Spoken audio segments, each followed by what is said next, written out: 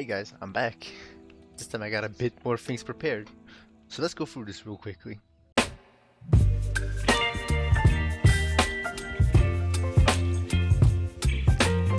So if you remember last time, I built this house up because I wanted to prepare myself for Mechanism and Create, or specifically Mechanism, and just to, train up my building skills because I have none. After that, I kind of went ahead and prepared myself a bit of stuff. Most importantly, I built this little contraption over here, which, to explain it as fast as possible, these are heat generators. This is the thing that I've been teasing since episode 3, I think it was. Maybe even 2, I don't really remember. But these mechanisms produce energy, which we need. The way they do it is they have lava surrounding them, which if you look closely you can actually see the lava. It's right over there. And so like all I've done is just encase it as fast as possible, build it against the wall, and now I'm just praying that it's not burning from here. But I hooked it up with a bit of wires and we got that ready. Now we just need to make all the other shit. And I'm just gonna keep this short. The mechanism might take a little longer, but we're gonna see how far we can get with this. So let's start off first by getting the first item we need, which is this metallurgic infuser. Luckily for me, for some reason I've already created this. So there it is. The metallurgic infuser. Boom, that is done.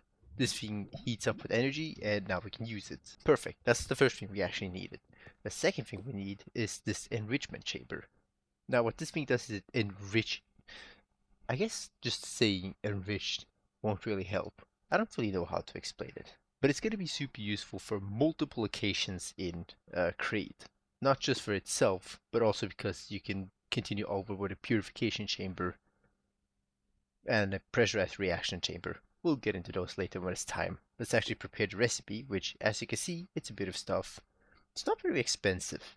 All we need is a bit of redstone, a bit of iron, the steel casing, which just needs some steel and osmium, and glass, and this one thing, the basic control circuit,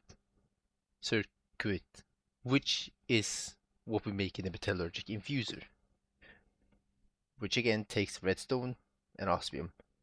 Now I did bring a bit of with me.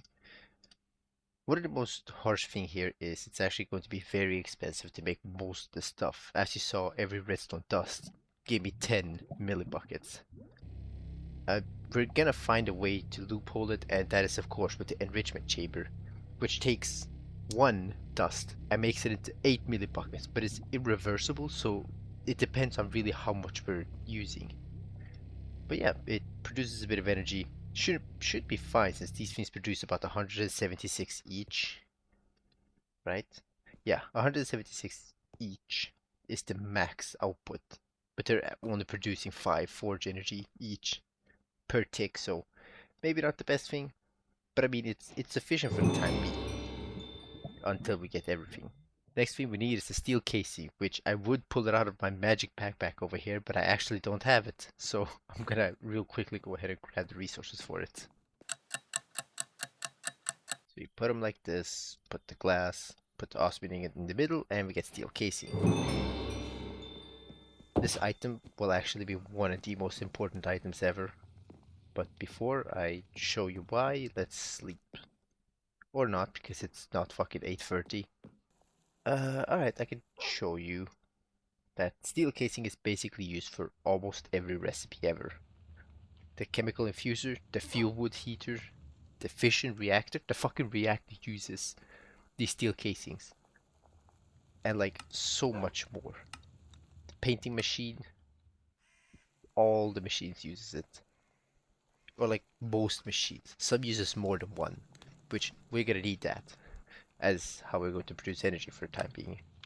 Until we get something better. Yeah. We're also gonna need this thing. Guess I can put that up here. Energized smelter. You'll see why. I think we have all the resources. That's steel casing, basic control circuit. I think all we need is, yeah, a bit of iron, which I have right in here. Just click here, click that, boom. Enrichment chamber.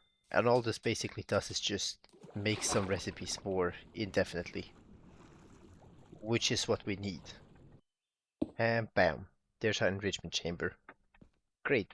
Now we can make most of the stuff. And one thing I want to make to make my life a bit more easier with inventory space, I believe we can make a personal chest. Now, I'm still running into one issue, and that is we need some way of melting stuff over here. Luckily for me, I actually do have a little trick up my sleeve. Since I want to move everything to the new base, quote-unquote new base, I'm not sure if I'm even gonna use this as much. But since I'm gonna be over there a bit more than over here, I might as well make this a bit more practical for myself.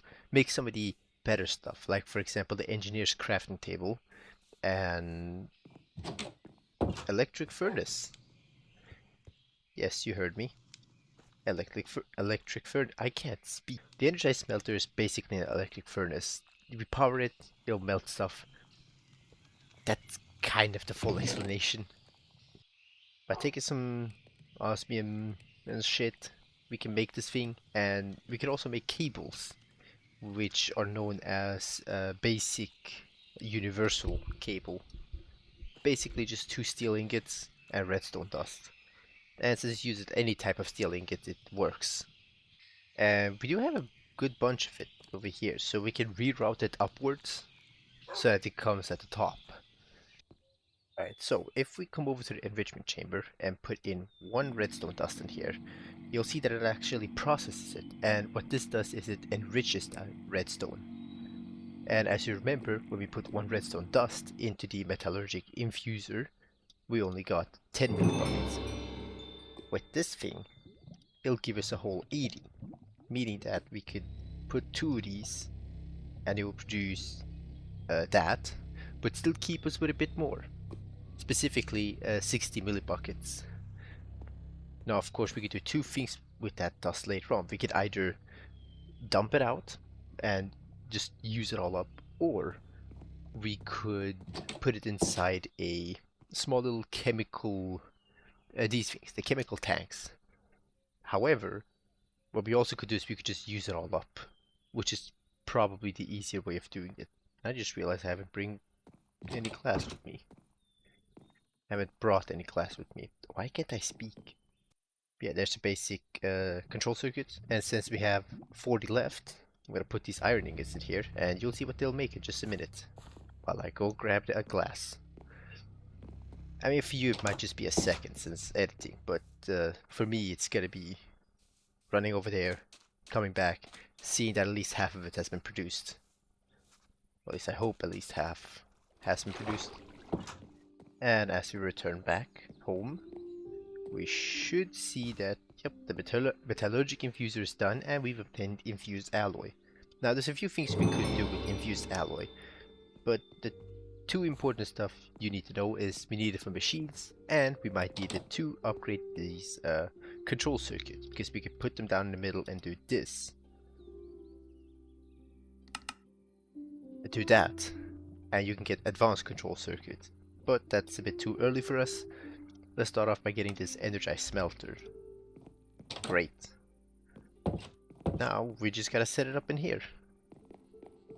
And for that, I'm just gonna pick this point to go upwards. Like so. We'll put the energized smelter over there. And we'll hook it up with these universal cables. There we go. That should power that up and fill up these cables. This is the thing I like about Mekanism's cables. They have a bit of capacity inside the cable. So if we right now go ahead and search up universal cables, right here, you can see that every one of them has a capacity, so they can transfer a certain amount of energy over time, or they can just hold a lot more. And for us, basically that's it. This one can hold up to 28. I think this one can hold up to like 500. Not sure. And you can go further beyond. But we got ourselves an energized smelter. This thing will basically smelt shit without us needing to worry about using coal, because again, this uses energy. So with that setup, let's actually set up one more thing. Well, actually two. We need this crafting bench, which should be very cheap. Inventory has been a bit of a problem for me because pretty much every chest is filled. So I need to find a new way of either transporting myself to the other side, use that whole thing as a chest compartment, or in some way fill up this new place with chests in a way that it works. Oh yeah, I found this little cheat. Uh, Even when we can't sleep, because as you can see the clock, it's 6:43. We can use the sleeping bag to just cheat that. And now it's gonna become daytime without us even worrying about it becoming 8:30, which is pretty neat. Right, and then we just... Oh, I realized an issue. We need a crafting bench to actually craft this. So we need to make another crafting... Can I cheese it? Ah, fuck, I didn't learn the crafting bench one. Uh, you know what? I can't cheese this. I'll just bring this with me and bring it to the other side. It is fine. You don't have to worry about this. I'll just edit it out. But let's just show you the energized smelter real quickly. This thing is literally just a furnace. A very fucking loud furnace, apparently. Jesus Christ, I've forgotten how loud this thing is. Now we could actually get a muffling upgrade, which isn't really that expensive. It's just some infused alloy, like I told you, steel grit, and glass. Boom, muffling upgrade. But for the time being, we'll just have to endure this screeching sound, because it is still very good. And we could 100% upgrade that thing to be even better. And now, if we combine all the resources together... Fuck, I don't have the iron. 1 second. As I was saying, if we now combine all the resources together, we get the enrichment chamber once again. And with this thing, we're going to do something special. Ah, fuck, I have to run back. Alright, so now if we break this block and get a bit more electricity to this side, then put our enrichment chamber over here, we can do a little bit of special things. First thing first, let's put an eject on, and then make the left output, which is the energized smelter, give items to there. Perfect. Now we take this thing and we make the right output an input instead, with no ejection because we don't need that. Great. Now we put in a resource. Let's go for raw iron. And then we mind the sound because it's loud as hell. Well, it's gonna be loud as hell, but it's gonna take the raw iron, make it into dust, and put it inside here. Holy fuck, that's 4. I gotta read it. Wait, hang on. This is supposed to be 4? Okay, so I had to get out of the house for a minute to explain this real quickly, because I'm not making a voiceover on this.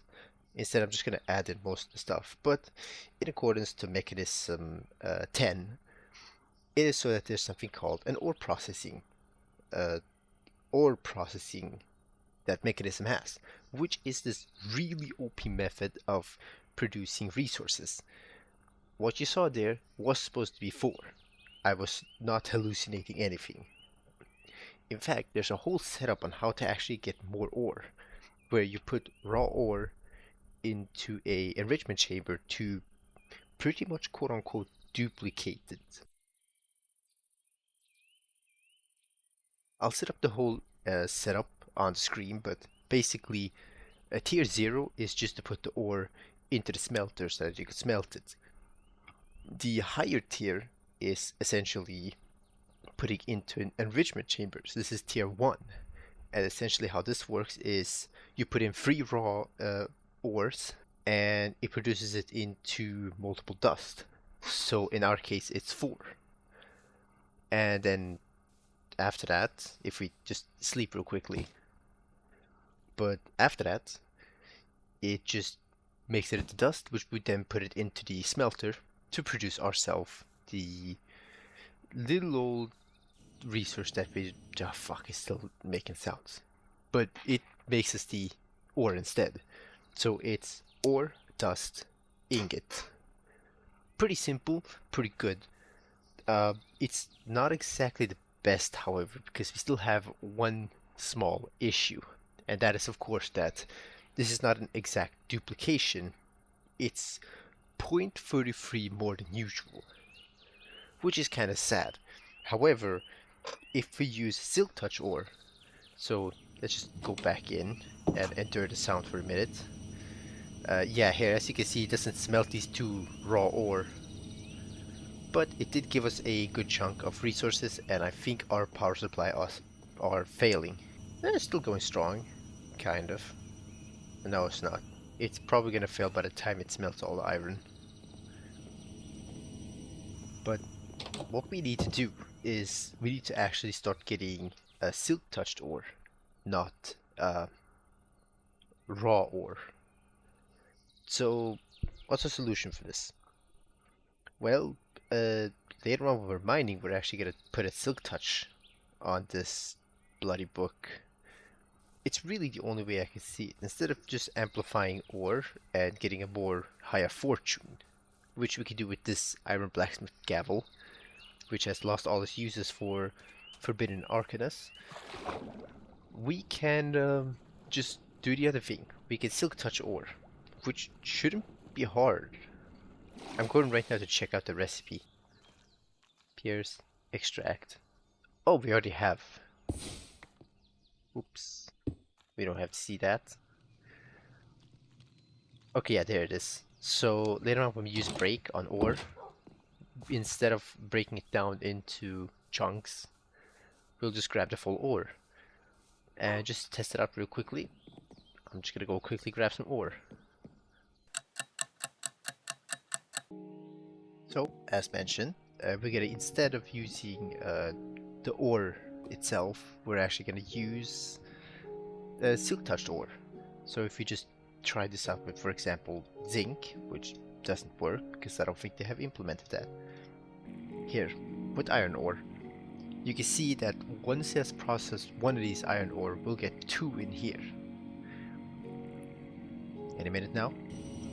There it is, two. This is a way more better process because in comparison to getting the raw ore itself, this is a 1.33. This is rounded upwards then. Wait, then it will be 1.34. Anyway, the raw ore will give us 1.34 more than usual, but if we actually silk touch the ore, we would get an additional 2 times, because again, a duplication. And so, this is how we can earn more of a resource. Now sadly this doesn't work for everything, as you just saw with the zincs. So some stuff we're just going to have to do a different type of process. I don't know if there is a different type of process, but I mean we could instantly smelt it for zinc ore, or place it down and make it into something else. Kinda sad, but yeah, the things you use zinc for is different. And oh boy am I gonna show you that. Just put that in so that it processes that as well. And let's get on over with doing the next thing. Because as great as the ore processing is, it gets more and more expensive the further we get in. So maybe it's better we save that for another time when I actually 100% focus, because tier 2 might actually value us in a different way. And we're not going to make it inside the house because it is way more bigger. But it is totally going to be way more better than the tier 1. So let us proceed with the next thing. And the next thing we have in stock is Create. Now to simplify Create, it's basically if you put Newton's law as a form of a resource. And it's super easy to begin. First thing first, you make these andesite alloys, which is just iron nuggets and andesite, or zinc and andesite. Now of course with andesite being this much needed, they have made a recipe to actually duplicate it, or make more of it, which is just diorite and cobblestone. Once we've made this andesite alloy, we can make a lot of different stuff with this. The important stuff here is it's very cheap to make it, and we can just use zinc, which barely is used for anything else apart from making brass.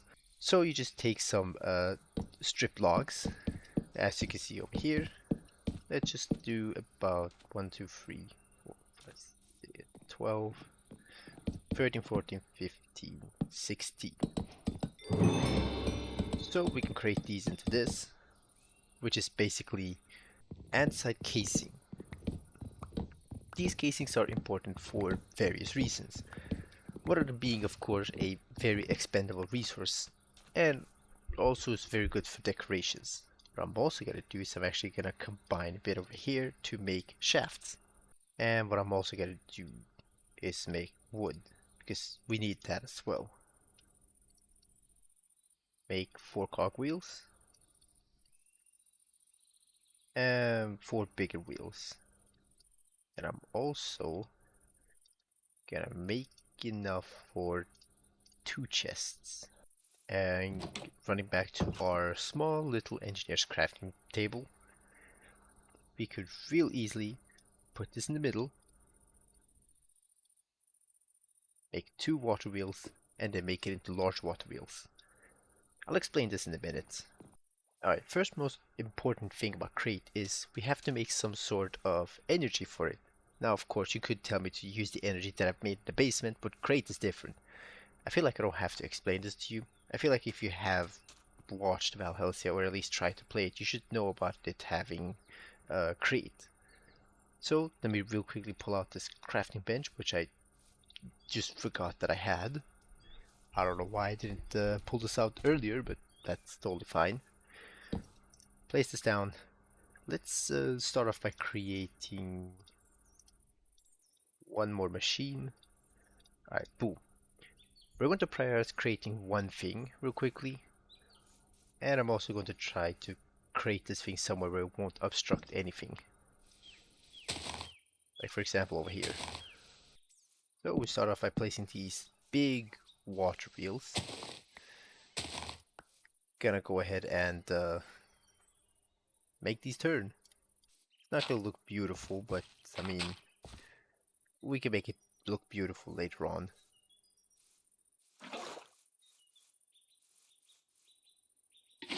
Placing some water in there, as you can see, will make it turn. And do another bucket, like so. And this thing will expend a bit of resource, or unit. Alright, so with this expendable resource, we can now start to, well, continuously make it better. You start off by putting this wheel, put a smaller wheel right over there, get that achievement, but I'll explain about that later. And we can put this over here. That is all we need for now. Let's go ahead and bring some gold. Or at least, let me explain why we need gold. So first thing first, we want to make this wrench and some goggles. If I can find the goggles. Oh, here they are. Perfect, give me 1 second, because I'm gonna explain how good that is. So to start off by explaining this mechanical press, this thing will basically press down any resources that's below it. Like this. Wow, look at that pressed resource. Whoa, it did it so fast. Why did it get into my inventory? God damn it. It's the fucking magnet. It's this thing. If we put these under, it's going to smush them. And I'm gonna check into how to make this thing. Yeah, I'm gonna need this real quickly.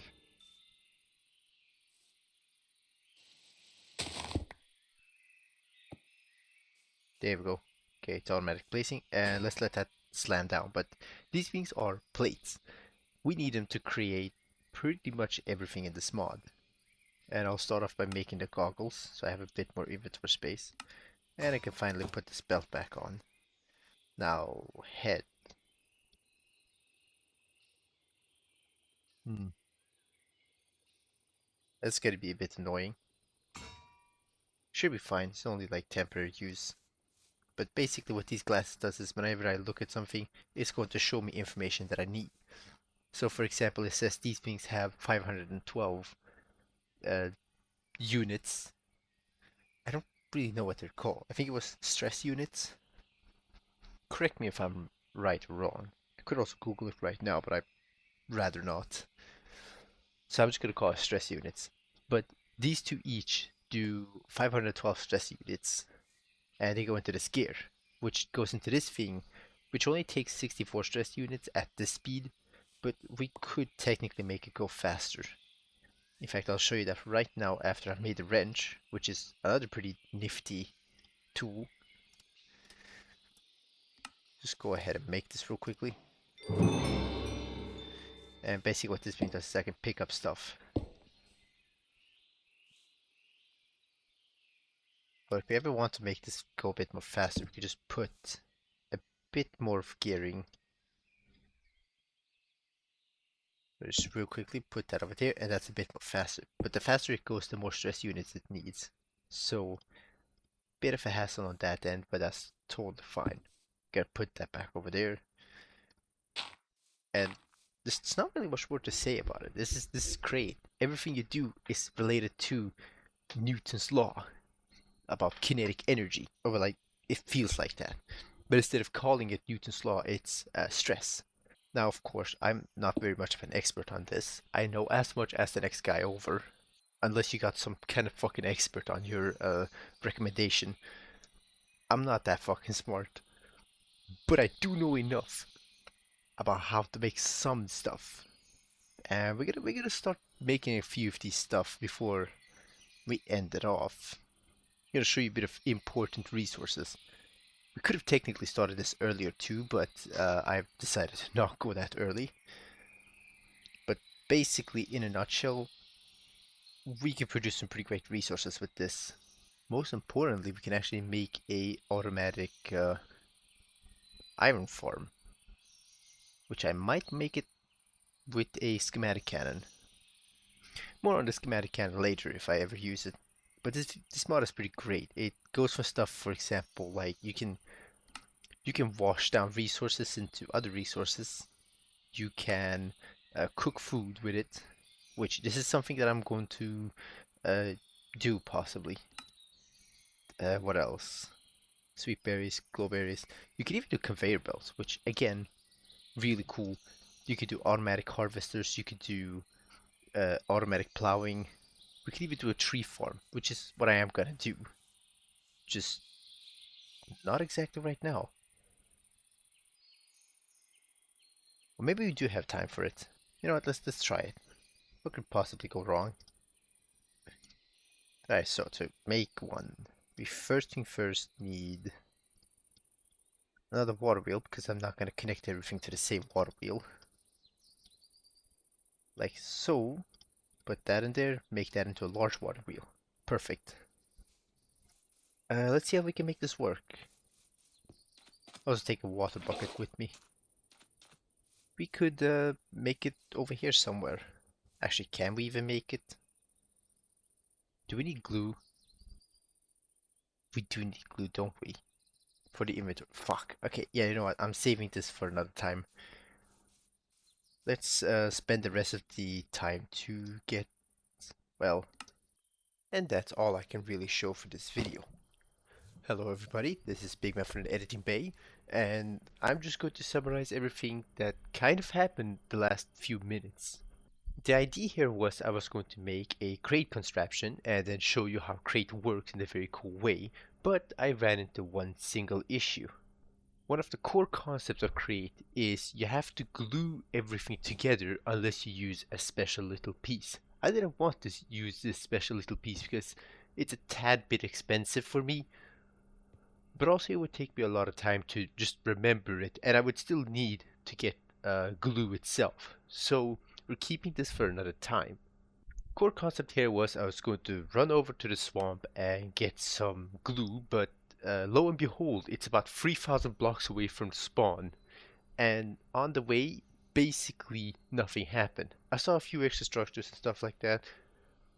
Maybe a new type of village that looks interesting, but not what I'm looking for. And in the end, I came to what I'd like to say the most smallest fucking swamp ever. You'll see for yourself. I'm going to cut back to the end, and you get to judge it however you want to. But in my opinion, there's absolutely no way there's going to be slime there. So yeah, hope you liked this Minecraft video, part 6. Didn't think I'd come this far. See you guys in the next episode, right after this extra clip. So the swamp is supposed to be here, but I'm not seeing much of a swamp. Is this it? Holy fuck, this is it. This this is all the swamp. I don't know. We need to look at it from a longer scale. That's the fucking swamp. This right here. Oh my god. Ran 3,000 blocks for this. I had to fight some type of random ass creature like this thing, but like with teeth.